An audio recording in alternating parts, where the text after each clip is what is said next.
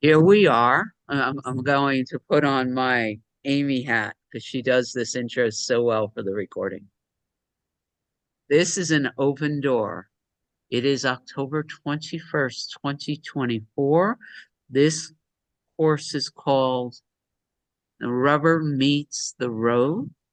We look at different concepts or pointings in A Course in Miracles, and we take them and we mostly talk about how we use them so that the truth flows in us and from us in all sorts of wild and crazy and beautiful things. Tip, and this is Cindy, by the way. Ron and I were looking at a section in the course today called The Two Pictures. Chapter, what did you say in the purple book? It's chapter 17, section 4. Yeah, and it's a lot of words. And so I went to the Holy Spirit and I have a description and a story. And first, though, I have a song. It's one of my favorites. I've played it more than once in the community. And for the recording, since I put it on pause and Barbie reminds me to hit record again afterwards, it's called A New Soul, right? And while we're watching A New Soul, just just sink into this. How do I put this? Regardless of what is going on in our current experience, right?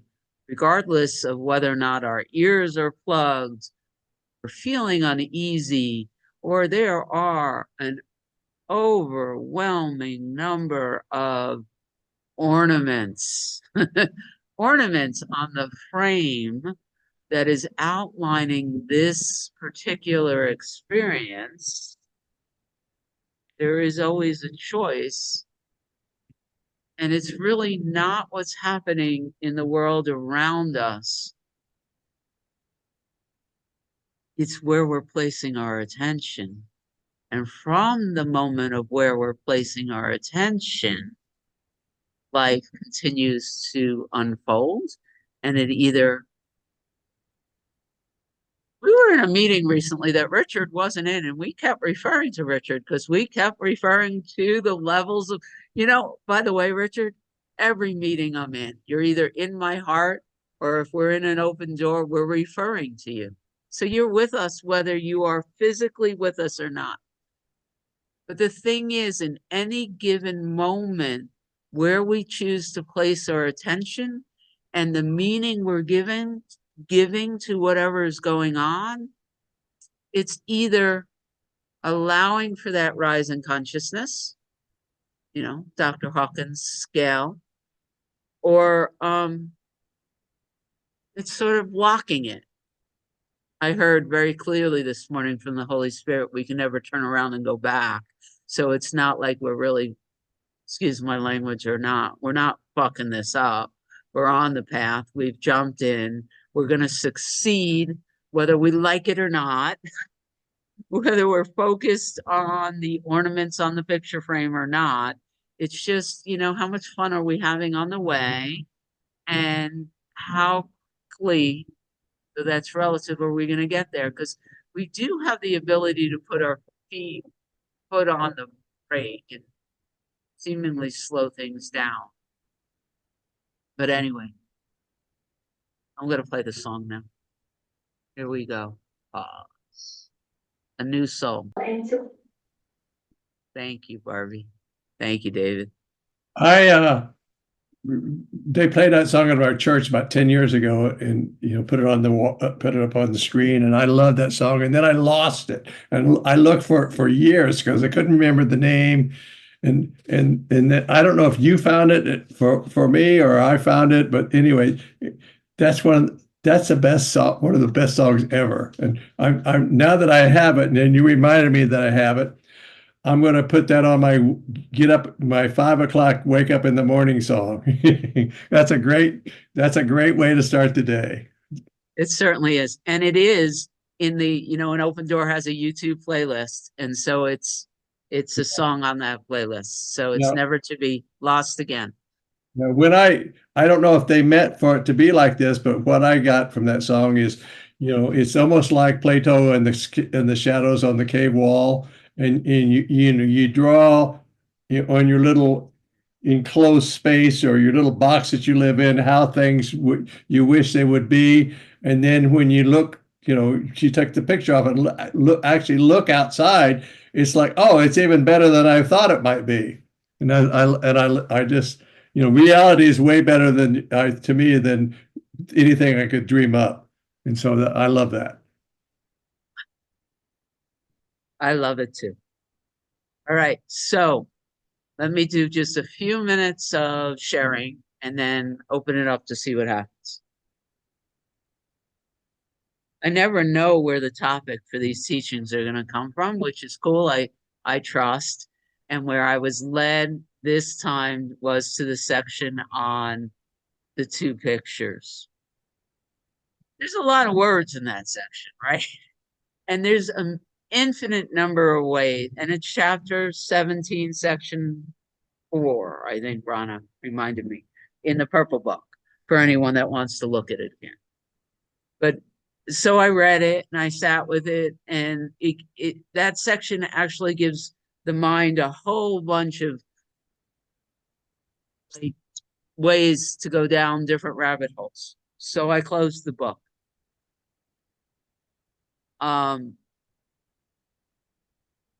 Well, the story goes is that one of the things that's happening while I'm in Mexico is I'm doing a lot of breath work, which I'll talk about at some point. But one of the things this breath work is doing, it's like it allows me to hang out in the borderland from the inside out using.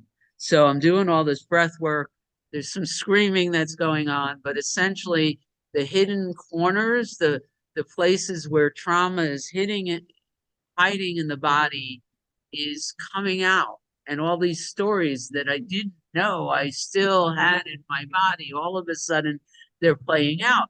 And last night, a big section of 1992 and 1993, and there was a lot of abuse. There was a lot of trauma. There was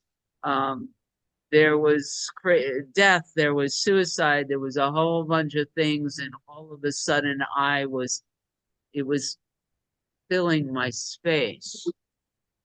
What do you do with memories that just show up like that? And it was handled yesterday, but this morning I woke up really cranky.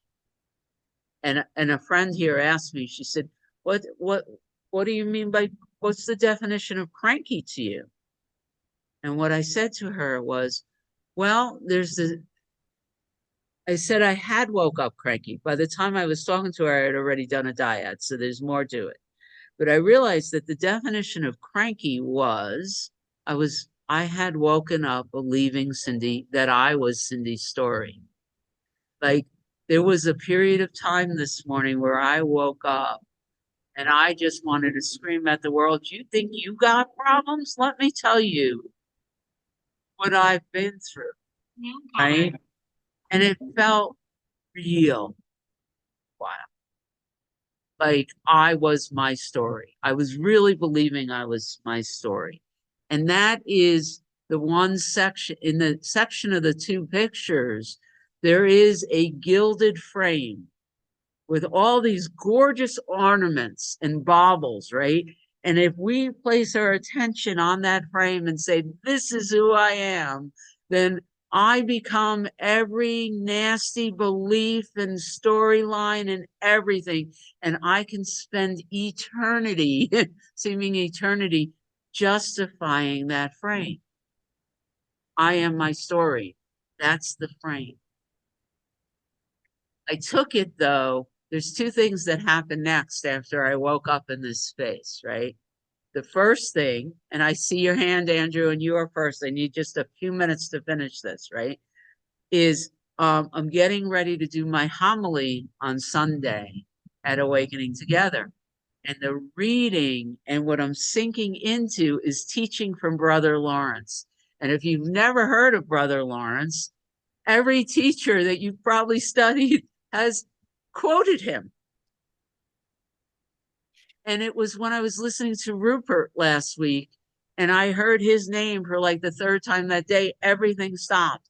And I went back to Brother Lawrence. And Brother Lawrence was, if you want to believe the past, he's 1600s. So he's before my buddy Joel. He's before Rupert. He's before, of course, he's before all of that.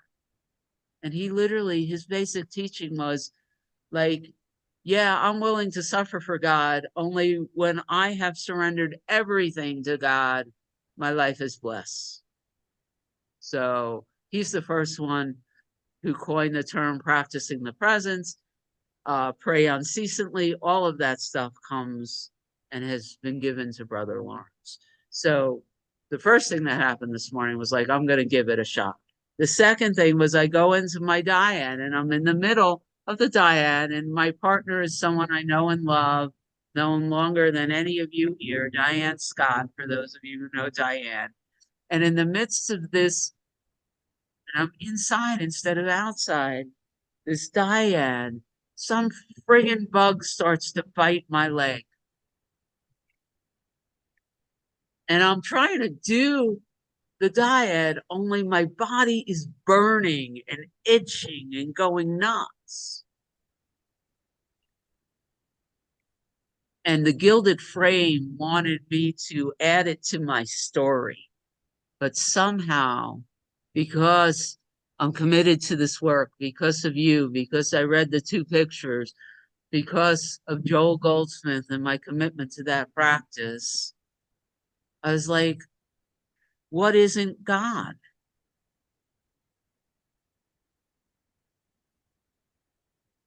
Is a mosquito or a spider or whatever it is that in this moment bit my leg and it's burning and I'm watching it like, oh, I never saw the bug, but man, did I see the results, the effect.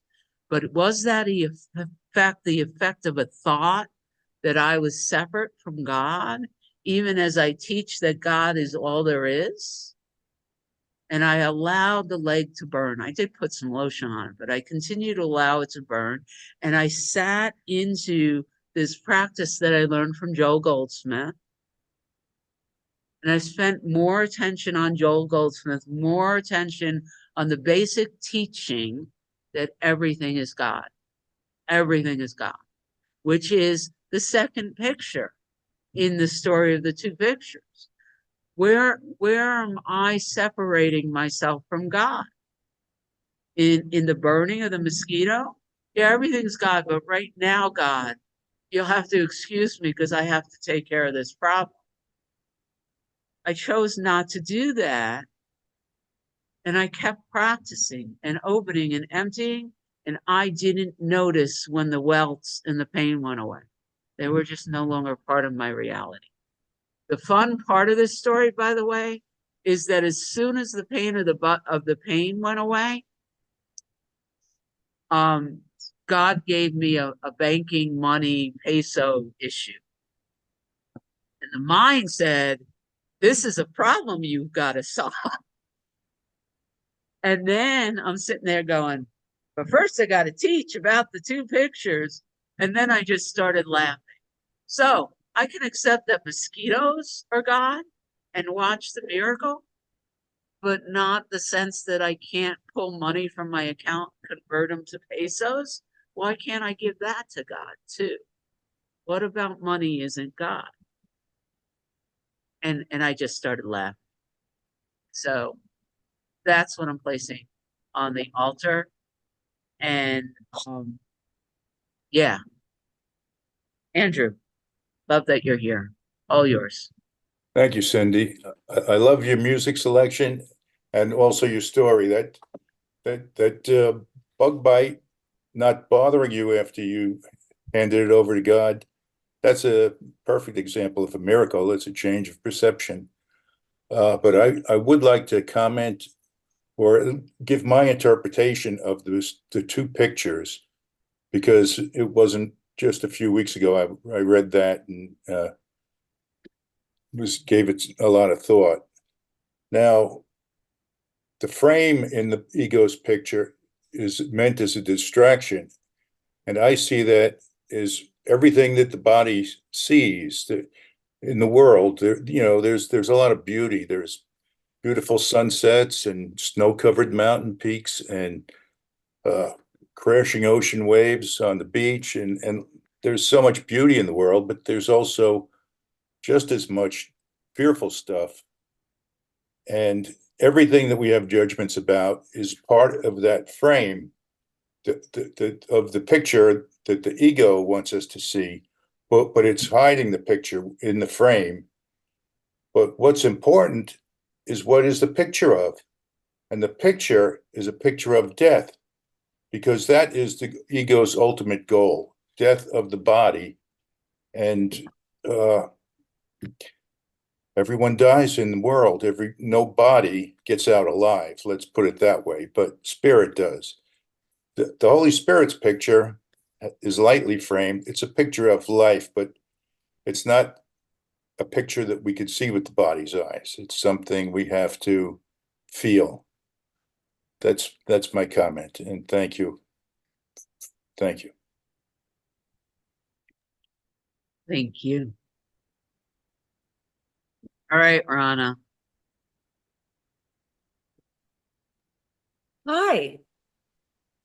So good to be here. Thank you, Andrew, and thank you, Cindy, because there were a lot of words in there, but having this discussion is really just letting it all be what it is, and things are just landing so much more clearly. I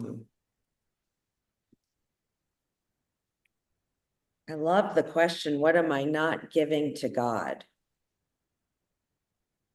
And that ego frame is that these stories that I can create.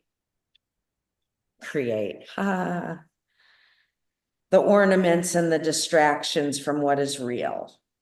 I am my story. This is where I'm placing my attention. So I've had something come up in my story. I went for a thyroid scan, and I got a couple of nodules on my thyroid. But it's very interesting because I'm not worried about it at all. I did a little digging, haven't even talked to the doctor yet. Things are so quick now after you can go in and read this stuff yourself, but I am not worried. From what I saw, this is just like what the body is doing. And I feel like I'm looking at the real picture here. That it's just something that's happening, and I'll suit up and show up for whatever's next. What I did read about it is it's hardly ever cancerous,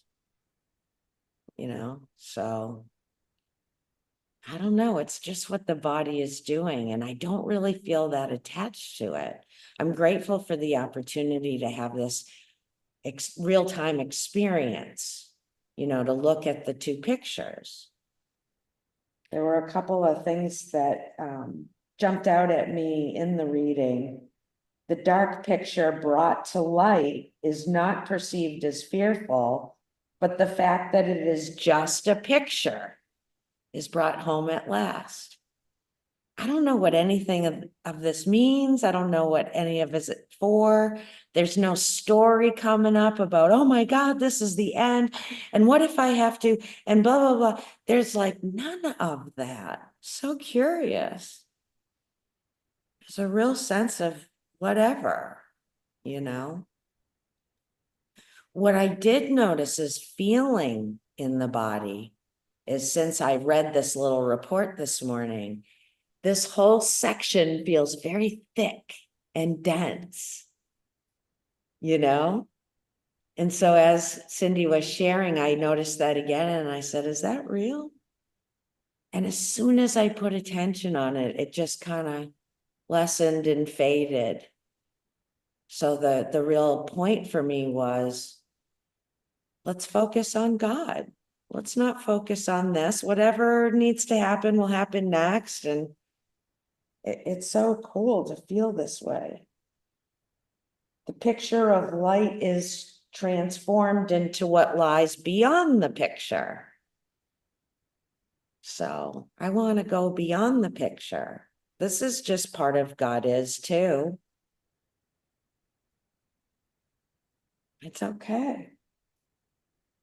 And then, of course, my jam, the reading brought in the holy instant, and it's been my experience. If I'm willing to take that moment when I find any disturbance of peace, or even just a check-in, just spend that instant, more time spent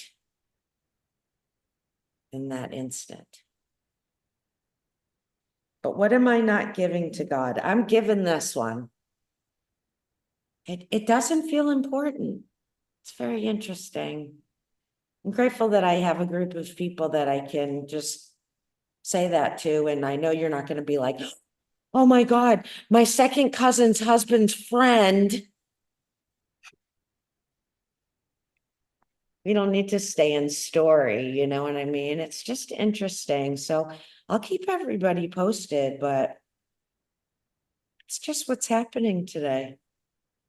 Thanks. Thank you. Now Diego's in the house. Hi.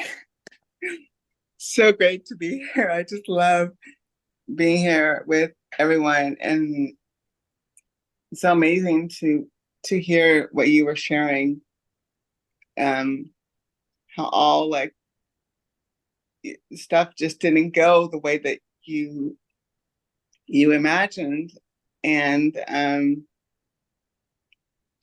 I just have been having this like a awakening, or just have becoming more and more. Oh, I love the teachings from Bill, and I just have been loving them so much. Oh, and I was like, oh, I really want to just do what he's saying to do. And I wasn't able to find the recording, and I literally kept trying to find it for like a week or so. And this literally like maybe like an hour ago, I'm like, oh, why am I not just asking God? Why am I not just, and then I got the direction, oh, ask Lori. So it's just so amazing to just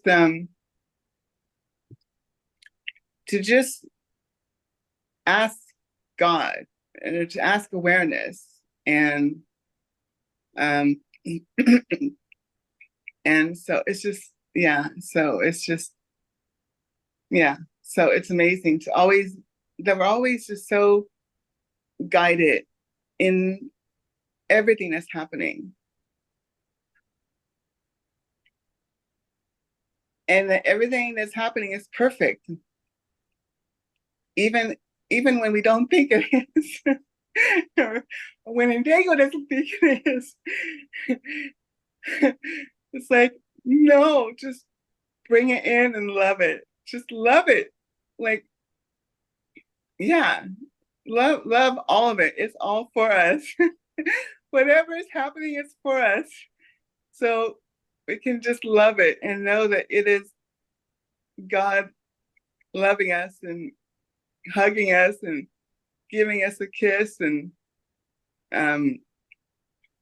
so yeah, I just love being here, and I love just seeing how you just were like, okay, I'm just gonna let it just be, let the chaos be. And so it's just inspired me to just let the chaos be and just love it. So thank you so much. And I just love being here with everyone. So thank you. Thank you.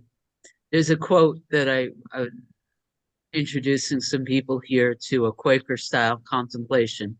And here's the quote that was coming into my heart. I was listening to you, Nadego, and it's the name attached to the quote is Muji, and it's 7 words. You ready?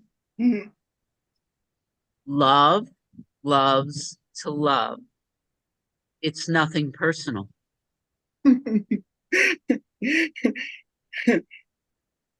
I love it. Thank you. Thank you. Ain't it? Livy's in the house. Gonna unmute, share any second now. Ah, Yeah, I was writing that down. Wow, and Dago, your face is just a shining light today. It was just beautiful hearing, and I've been hearing everything that I needed to hear this morning, and I really needed to hear Love the Chaos. This is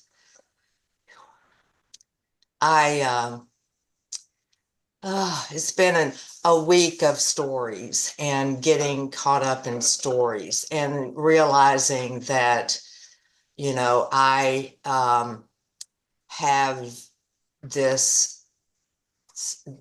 thought that it's important, this persona that I bring to people. And I like to think I'm a certain way. And that's what I want to present. And if I present something that doesn't meet the expectation that I have set for myself, it really takes me to a dark place that, oh my God, they're going to think this, they're going to think that. And, I grew up in a household where I was raised by two people who didn't know who they were, and they depended on other people. And it was, raised with constant comparisons and what other people think is the most important thing. And that really came up so strong after last Wednesday's coffee, because the story I told myself was I presented myself in a way that I judged as bad and as wrong. And so whenever I judge myself, then I project that on the outside, and that's what I perceive coming back at me. And it really took me to a dark place this week. And I did, work at recognizing that, wow, what an opportunity to change this way of thinking. And I'm really grateful. And I wanted to share that today because this group is very important to me and in my spiritual growth. And if I'm going to allow that growth to happen, I need to be as real as I can be. And that means even in the parts that I judge as wrong or bad. And I just needed to bring that to y'all today to let you know where I am. And Dago, I just so needed to see the love and the light in your face today, and to hear you say to love the chaos. And because that's what it's felt like. And I just wanted. so, hey, Libby, before you mute, can we talk a minute? Because I have no memory of what took place last Wednesday. Could you? I was there, I was in the meeting. So could you let me know what horrible thing you did? You don't have to, but I literally I didn't walk away from a meeting last Wednesday going, oh shit, is she really going to keep coming to the meeting? May What I an add awful. that she reached out because we love each other, and she shared with me in a general way, just like you just did. And I'm so curious Can you let us occurred. know what horrible thing you did that separated you from us and had us thinking that you were something less than the love and the light that you are? Because I have literally no clue of any specific story that you're talking about. Well, number one, I'm very uber sensitive to sugar. And I had eaten a lot of sugar the night before. And as I started to share, as I was sharing, the ego went, don't share. You need to stop sharing. You need to stop. And then I got confused because I was sharing and the ego was really loud going, you need to stop. You need to stop sharing.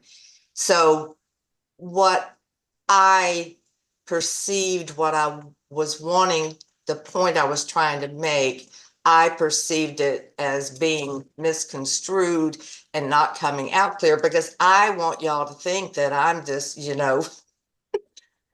person, and I perceived that it didn't come out correctly. And How do you want us to see you? I want to see myself as what I really am, so that I can just be in the world. And I was wanting y'all to see me as, oh, isn't she together? She has such spiritual light and blah, blah, blah. And when the ego got really loud telling me to stop, I perceived that my share got misconstrued. And yeah, so, I started judging myself, and then I perceived that coming from y'all. And I put myself through sheer hell for a week. And Right. I So did by that. raise of hands, how many people have ever felt like they made a fool of themselves in a Zoom meeting?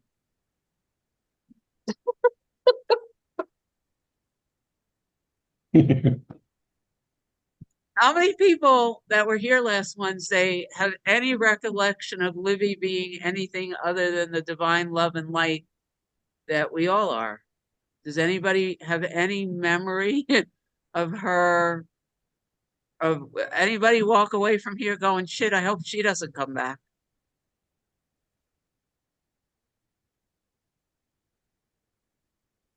Or even shades of, gosh, I wish you would just stop sharing. Anybody? Anybody love when Livy shows up in the room? One of the coolest things about this meeting is it's a significant come as you are. And I'm really grateful for everything you just shared. One of the things I've been looking at, in case anybody wants to talk about it here, and how I'm sharing here and how different things get presented, is where there's this belief in some spiritual communities that we're never allowed to tell our story, right? On the one hand. On the other hand, there are beliefs in certain communities that if I don't keep telling my story, I'm going to disappear and I'm no longer going to be who and what I am, right? And what's becoming more and more apparent, and what everything about Cindy is, for Cindy especially, because I don't really care about you because you're all just figments of my imagination, is that there are no secrets. There are no secrets. There are no secrets, which means whenever I find myself attempting to present a persona while pain is here, I'm fucking myself up. I'm slowing down the practice, right? So I think you've all heard me come into this meeting going, man, this moment feels really awful. I don't quite know who or what I am. So happy you're here to hold space. There's a line in the Course in Miracles, I'm hearing it a lot here, but it's what I want to say to you. We're walking each other home. We're all a rise and fall in God, and the safety and the trust that is in this community means we get to come and say, fuck, I don't know who I am right now. This feels really awful. Or we get to present in a way that seems really awful. And if anybody judges anything at any given time, it's up to the judger to dissolve it. Like, that's what we do here. Yeah. So, and the other part of this, before I hand things over to Sandra and Richard, because my whole being wants them, it's like, uh, is just that thank you for coming here and sharing what you just did, because it is a beautiful demonstration of everything I just said. Yeah. Thank y'all. How does that all sound? I have no words right now. I love you all so much. I'm so grateful for each and every one of you. Mwah. Thank y'all. I love an open door. Hey, Sandra. We love you, Libby. You feel it, right? You feel the love? Yeah. This is what is so different about an open door. I sometimes come away, not all the time, but from other meetings with this. That was a great intellectual discussion. My mind loved that mind candy, and here it's so real and authentic. The reality of being in this mind body and understanding at the same time that I am much more than that I am awareness, I'm pure awareness. The reality of that, it isn't such a smooth path. There are bumps, there are turns, there are hills, sometimes mountains, and it's refreshing to hear that from a spiritual teacher. So thank you. Even though I know it's not you, Cindy. That's an ongoing thing we have, that she doesn't want to take a thank you. So anyway, when I was looking at this, and when Rana first said that we were looking at the two pictures, I went to the book and I was, oh my gosh, that's a lot of pages. I can't skim that very quickly and know what's going on. And my eyes landed on two sentences. And it just went, wow. Especially while you were talking, Cindy, because you didn't even read, these are not the sentences that you read. These are different sentences. It says, you have tried so hard and are still trying to fit the better picture into the wrong frame. And so combine what cannot be combined. Accept this and be glad. And I thought, and then the music video where she punches out the picture and still trying to look at it through the frame, and then the wall comes down. And I thought, I just got chills, because when we started today, I mentioned to Cindy and Rana that I've been struggling for a couple of weeks now. And I realized I've been trying to fit the better picture into the wrong frame.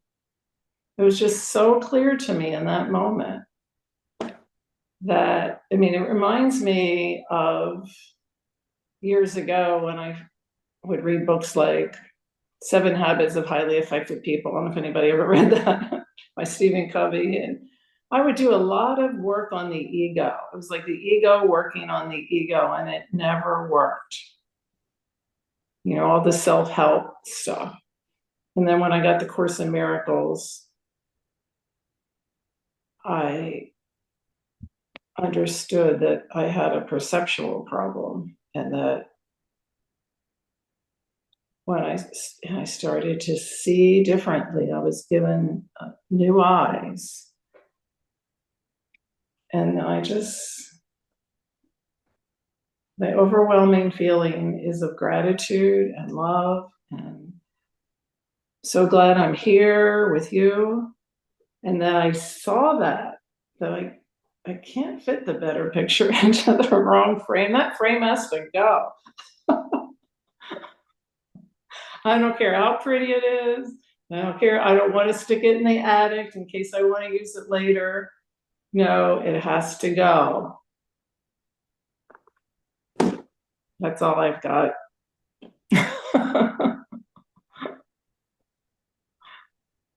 There's tears here. Richard's going to tell us he loves us, or maybe I'm wrong. Maybe he is not going to meet that expectation. Hi, everybody. Well, a happy Monday, and a great sharing as always. And what came to mind listening to all your shares is how blessed I am. I'm in 2020.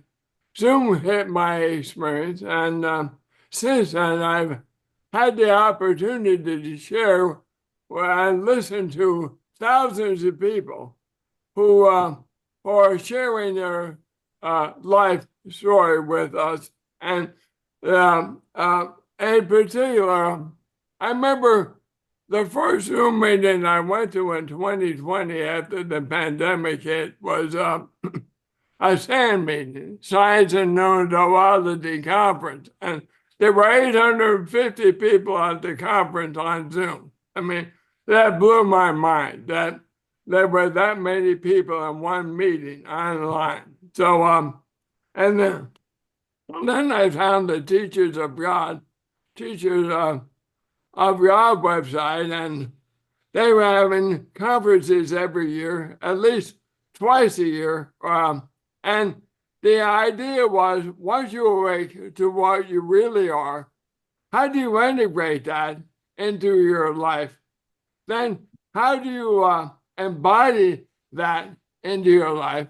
And then how do you manifest that into your life? And so I really enjoyed that whole process over the last 3 years or so. And so one of the things that has inspired me in the last 3 years, 2 to 3 years, are 3 teachers in particular.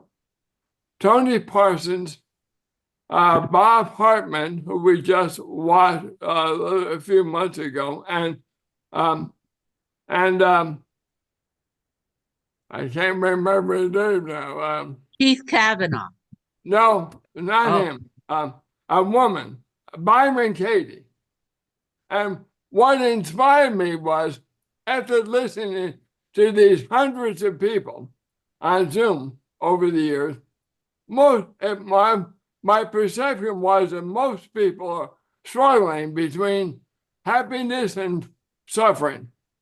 And there's a constant struggle between the ego and the right mind, or the small S self and the big S self. And I thought, I understand this, because the more I focus on what I am in truth, the happier I seem to be in the dream.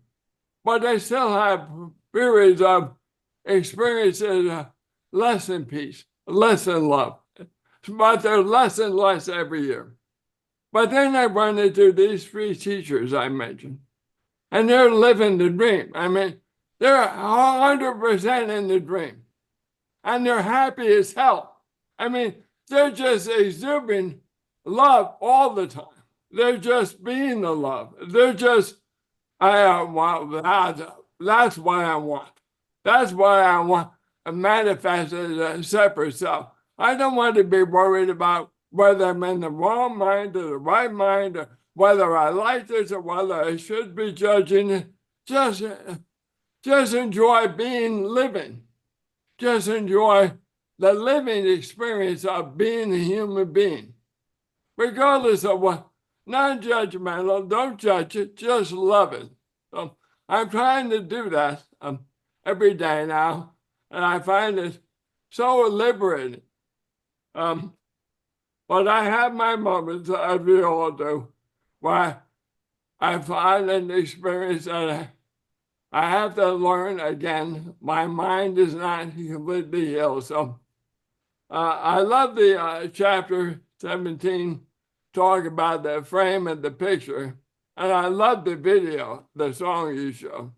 That was a great portrayal of what I'm trying to communicate this morning. So I love you all. Have a great week. Trying not to feel attached to Richard saying he loves me on a regular basis, but there is this kind of attachment. But it replays in my head when we're not in the same space. And well, oh, Barbie, go for it.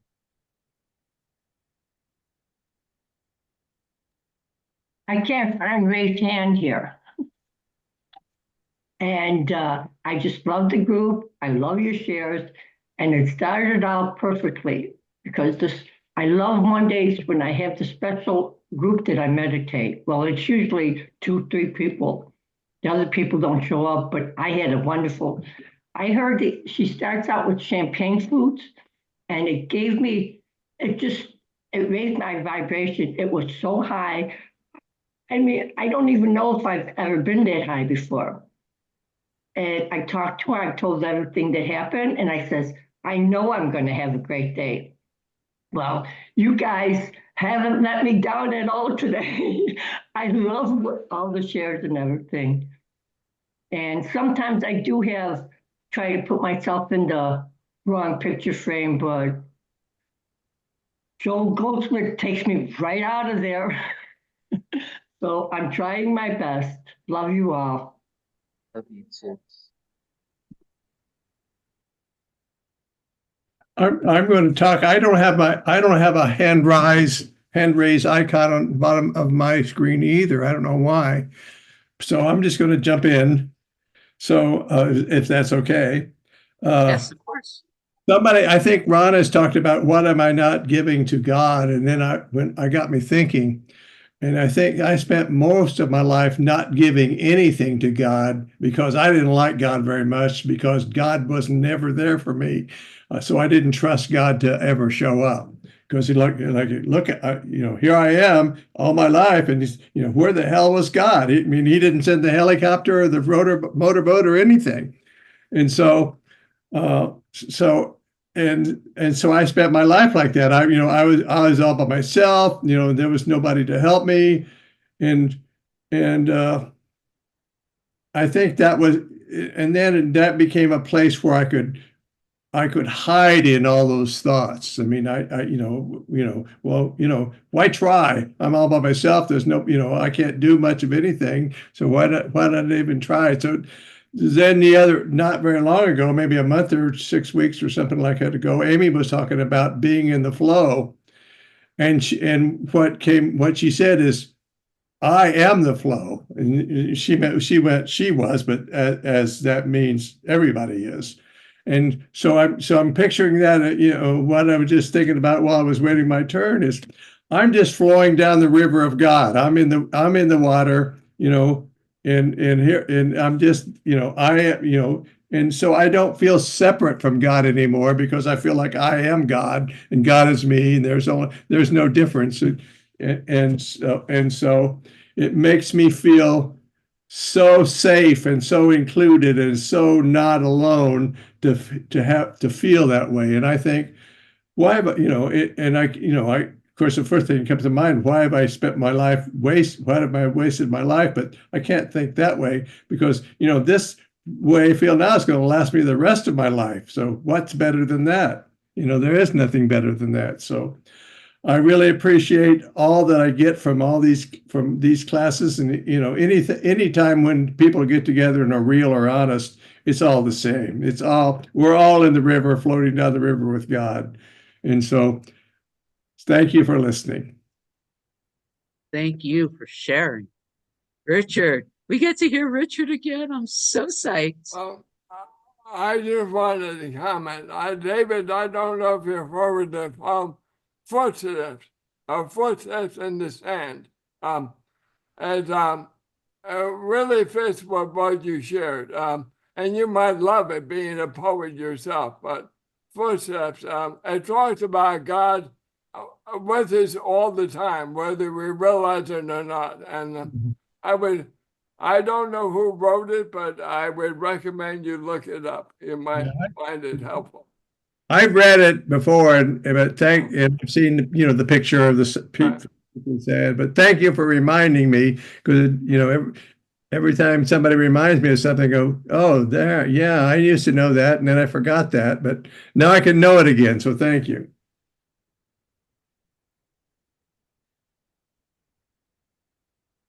All right, let's share it because I can. I have the technology. Make sure it's the one that Richard was talking about. Here we go. One night I dreamed I was walking along the beach with the Lord. Scenes from my life flashed across the sky. In each, I noticed footprints in the sand. Sometimes there were 2 sets of footprints. Other times there was only one. During the low periods of my life, I could see only one set of footprints. So I said, you promised me, Lord, that you would walk with me always. Why, when I needed you most, have you not been there for me? The Lord replied, the times when you have seen only one set of footprints, my child, is when I carried you.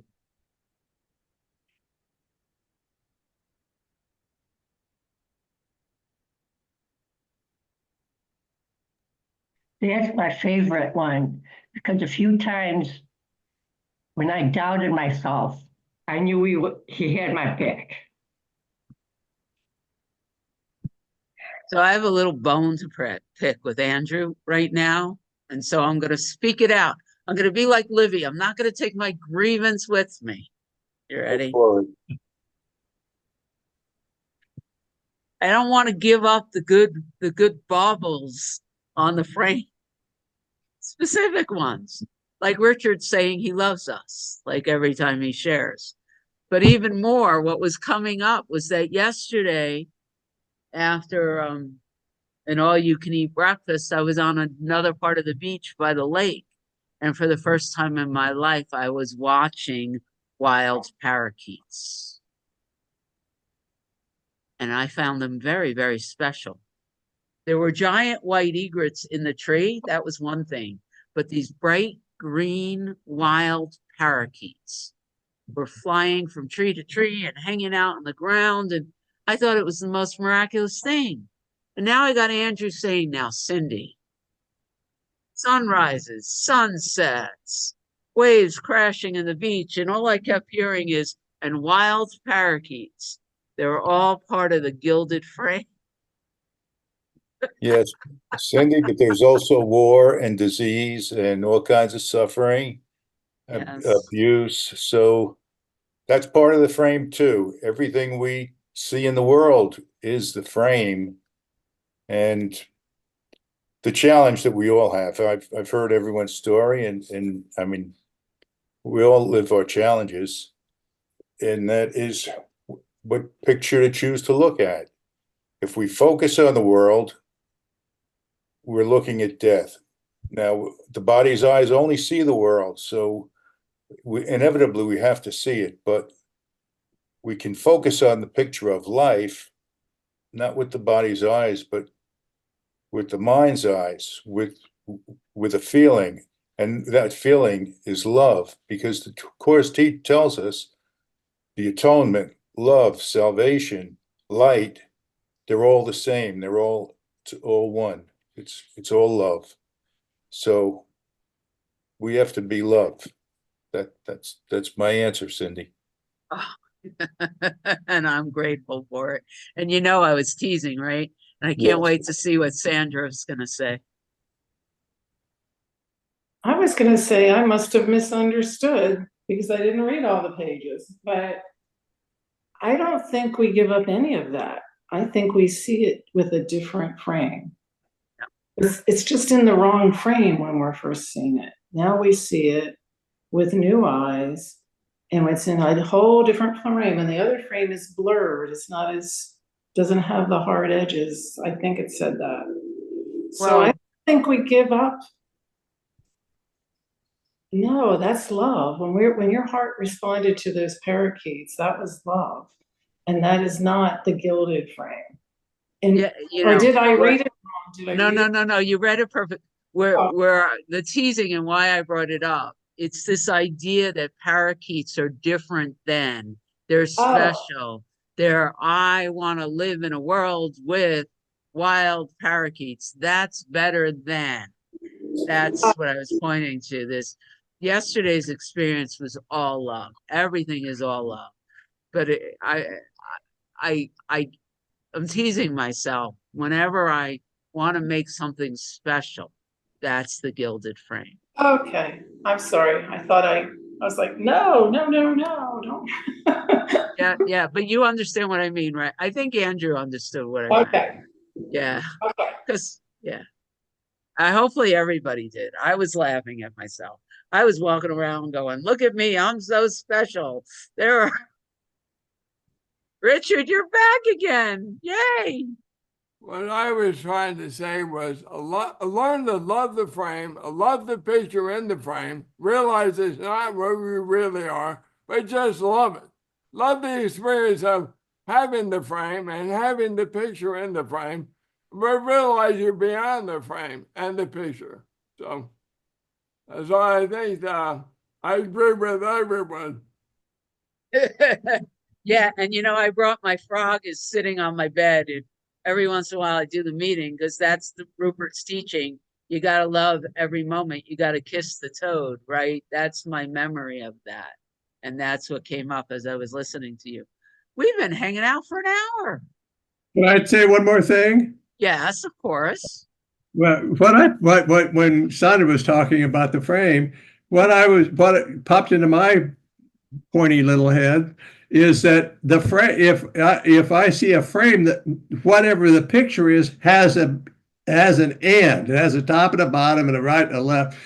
Take the frame off and what the real, to me, the realness, the oneness, the everything has no end. It has no limits. It's everywhere forever and never, it'll never stop being or growing or that could be love, or it could be many things, whatever you want to call it, but it's the all, the everything. It's the I am. You brought me right back to the video, and I could play it after I hit stop, because there's two things that happen in the video. The one thing is that the walls come down like you were pointing to before, and all of a sudden you're in the water. But the very last thing she does is she removes the fish from its little bowl and sets it free into the water. Yeah, I remember that. All right. I love us. Let's hit stop.